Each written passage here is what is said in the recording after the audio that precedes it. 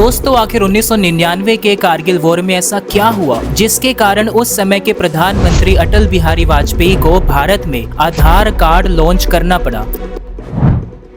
जब ऑलरेडी भारतीय नागरिकों के पास driving licence, voter card, PAN card जैसे पहचान पत्र थे, तो क्यों भारत सरकार को हजारों करोड़ों रुपए खर्च करके आधार कार्ड लॉन्च करना पड़ा? और सबसे जरूरी बात, क्या आने वाले टाइम में कोई ऐसा पहचान पत्र आएगा जो आधार कार्ड को रिप्लेस कर दे? इन सभी सवालों के जवाब के लिए इस वीडियो के एंड तक बने रहिए।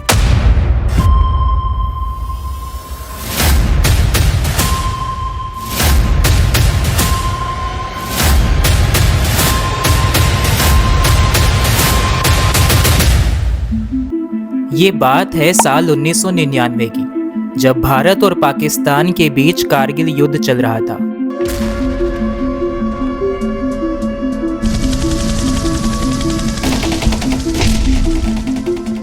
और 3 मई 1999 को ये युद्ध शुरू हुआ और करीब 2.5 महीने तक चला। युद्ध खत्म होने के सिर्फ 3 दिन बाद, यानी 29 जुलाई 1999 को भारत सरकार ने एक समिति बनाई जिसका नाम था कारगिल रिव्यू कमेटी। इस समिति का काम था कारगिल युद्ध की पूरी घटनाओं को ध्यान से देखना और आने वाले समय के लिए जरूरी सुझाव देना। इस समिति के हेड थे उस समय के जाने माने सिक्योरिटी एनालिस्ट के सुब्रमण्यम। 7 जनवरी 2000 को इस समिति ने अपनी रिपोर्ट उस वक्त के प्रधानमंत्री अटल बिहारी वाजपेयी को सौंपी। इस रिपोर्ट में सरकार को कई जरूरी बातें बताई गई। इनमें से एक अहम सुझाव था कि सीमा के पास रहने वाले लोगों को जल्द से जल्द एक अलग पहचान पत्र यानी यूनिक आइडेंटिटी कार्ड दिया जाए। साल 2000 में भारत के स्टैटिस्टिकल सिस्टम को बेहतर बनाने के लिए रंग राजन कमीशन बनाया। इस आयोग ने अपनी रिपोर्ट के सोशल इकोनॉमिक स्टैटिस्टिक्स वाले भाग में ये सुझाव दिया कि भारत के सभी नागरिकों का एक सेंट्रलाइज्ड डेटाबेस तैयार किया जाए। अगस्त 2001 में आयोग ने अपनी रिपोर्ट सरकार को सौंपी। रिपोर्ट में कहा गया, कई विकसित और विकासशील देश जैसे चाइना ने पहले से ही अपने नागरिकों का एक ऐसा डेटाबेस बना लिया है जहां हर व्यक्ति को एक यूनिक आइडेंटिफिकेशन नंबर दिया जाता है। रिपोर्ट में आगे बताया गया कि भारत में पहले से ही कई तरह के पहचान पत्र मौजूद हैं, जैसे voter ID card, PAN card, passport, ration card, driving licence, birth certificate और एजुकेशन सर्टिफिकेट। लेकिन इनमें से कोई भी सिस्टम इतनी बड़ी आबादी यानी 1 अरब से ज्यादा लोगों को संभालने में सक्षम नहीं है। आयोग ने आगे कहा कि अगर देश के हर नागरिक का एक यूनिक नंबर वाला सेंट्रलाइज्ड डेटाबेस बनाया जाए तो इससे ना सिर्फ प्रशासनिक काम आसान होंगे बल्कि देश के आंकड़ों की सटीकता भी बढ़ेगी। इसके बाद सरकार ने एक ग्रुप ऑफ मिनिस्टर्स बनाया जिसकी अगुवाई LK आडवाणी कर रहे थे। इस समूह ने मई 2001 में अपनी रिपोर्ट दी और आयोग की सिफारिश को मंजूरी देते हुए कहा कि जल्द ही एक multipurpose national identity card project शुरू किया जाएगा। पहले ये कार्ड बॉर्डर विलेजेस में रहने वाले लोगों को दिए जाएंगे और बाद में पूरे देश में लागू किया जाएगा। सितंबर 2001 में मिनिस्ट्री ऑफ एक्सटर्नल अफेयर्स ने सुझाव दिया कि हर नागरिक के लिए नेशनल आइडेंटिटी कार्ड बनाना जरूरी किया जाए। इसका कारण था कि कुछ लोगों ने अलग अलग जानकारी के साथ कई इंडियन पासपोर्ट्स बनवा लिए थे, क्योंकि उस समय पासपोर्ट केंद्रों के बीच कंप्यूटराइजेशन नहीं था। फिर दिसंबर 2003 में सिटीजनशिप बिल 2003 लोकसभा में पेश किया गया। इस बिल में भारतीय मूल के लोगों को कुछ अधिकार देने के साथ साथ एक नया क्लोज जोड़ा गया, क्लोज 14A, जिसमें लिखा था सेंट्रल गवर्नमेंट हर भारतीय नागरिक का रजिस्ट्रेशन कर सकती है और उसे एक नेशनल आइडेंटिटी कार्ड दे सकती है। यही कदम भारत में नेशनल आइडेंटिटी कार्ड की दिशा में असली शुरुआत साबित हुआ। सरकार अब एक ऐसा सिस्टम चाहती थी जो पूरे भारत के हर नागरिक की पहचान को एक जगह एक नंबर से जोड़ सके, और इसी सोच से शुरू हुई आधार की कहानी। 28 जनवरी 2009 को प्लानिंग कमीशन ने एक नोटिफिकेशन जारी किया और इसी के साथ बना UIDAI यानी unique identification authority of India. हालांकि जिस कानून के जरिए इस ऑफिशियली मंजूरी मिलनी थी वो अभी तक पास नहीं हुआ था, जिसकी बात हम आगे वीडियो में करेंगे। कुछ महीने बाद 23 जून 2009 को इन्फोसिस के को फाउंडर नंदन निलेकनी को इस प्रोजेक्ट का इंचार्ज बनाया गया उन्हें UIDAI चेयरमैन की नई पोस्ट दी गई, जिसका दर्जा एक कैबिनेट मिनिस्टर के बराबर था। तो दोस्तों, बात है अप्रैल 2010 की। अप्रैल 2010 में नंदन नीलेकनी ने आधार का लोगो और ब्रांड नेम लॉन्च किया। इसके एक महीने बाद उन्होंने कहा कि वो UIDAI के डेटा प्रोटेक्शन के लिए एक कानून बनाने का सपोर्ट करेंगे। फिर जुलाई 2010 में UIDAI ने 15 ऐसी एजेंसीज की लिस्ट जारी की जिन्हें इनरोलमेंट से जुड़े कर्मचारियों को ट्रेनिंग देने की इजाज़त मिली थी, और 220 एजेंसीज को इनरोलमेंट प्रोसेस में शामिल होने की मंजूरी दी गई। 29 सितंबर 2010 को भारत में पहला आधार नंबर रंजना सोनवने नाम की महिला को मिला, जो महाराष्ट्र के नंदुरबार जिले के टेम्बली गांव की निवासी थी।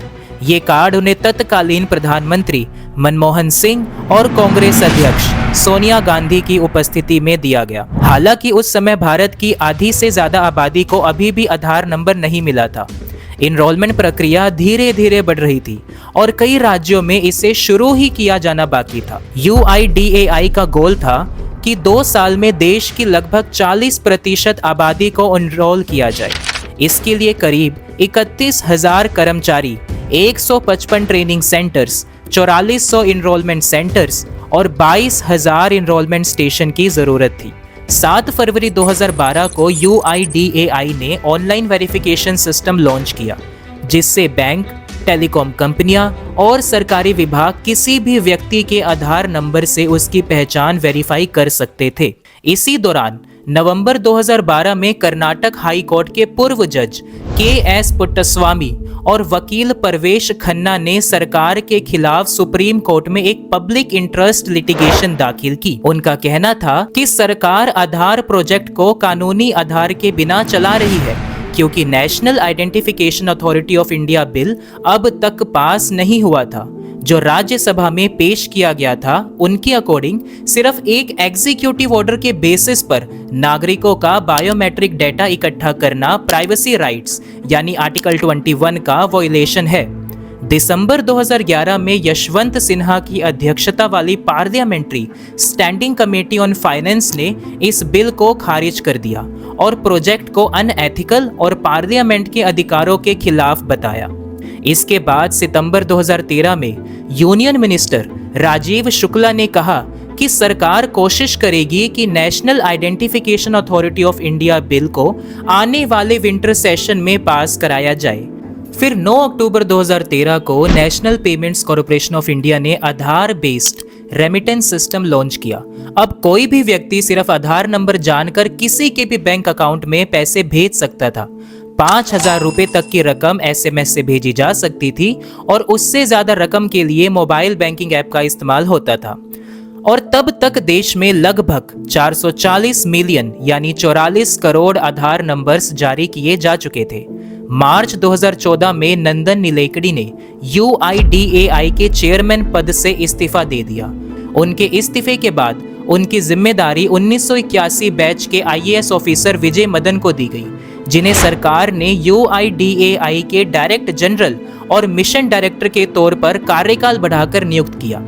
2014 के बजट में सरकार ने इस प्रोजेक्ट के लिए 2040 करोड़ का फंड रखा। जुलाई में ये रिपोर्ट भी आई कि UIDAI अब एक एडवर्टाइजिंग एजेंसी को हायर करेगा और लगभग 30 करोड़ खर्च करेगा एक बड़े अवेयरनेस कैंपेन पर।